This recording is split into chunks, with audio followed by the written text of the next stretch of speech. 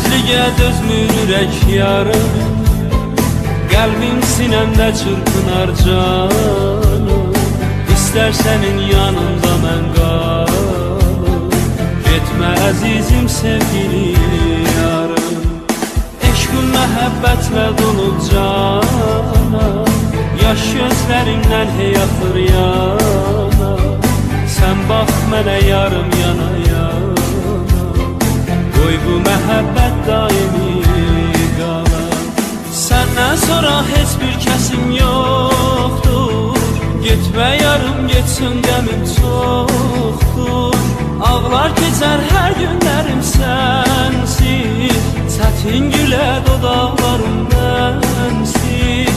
Səndən sonra heç bir kəsim yoxdur, getmə yarım getsin qəmim çoxdur. Ağlar keçər hər günlərim sənsiz, çətin gülə dodaqlarım mənsiz. Sən verdiyin güllər solub məndə, qəmli baxışlarım qaldı səndə. Gəl gəl yarım bir də gülüş gəlsin, mənə gülüş müjdəsini versin. Sənsizliğə dözmür ürək yarım, qəlbim sinəmdə çırpınar canım.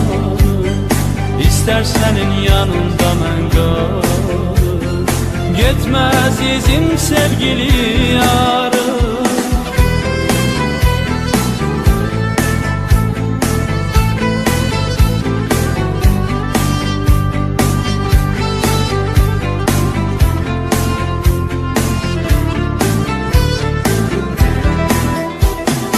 Yandım alışdım eşqüyə yarım, dərdə düşüb sənsiz mənim canım.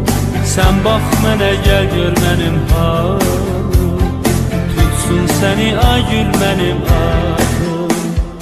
Getmə qərarım otlanıb yandan, özgə demə ağlar günə qallar. Hər bir baxışla dərdini ağlar, rüyalarda səni yada sallar. Səndən sonra heç bir kəsim yoxdur, getmə yarım getsin qəmim çoxdur. Ağlar keçər hər günlərim sənsiz, çətin gülə dodaqlarım mənsiz. Səndən sonra heç bir kəsim yoxdur, getmə yarım getsin qəmim çoxdur. Ağlar keçər hər günlərim sənsiz, çətin gülə dodaqlarım mənsiz.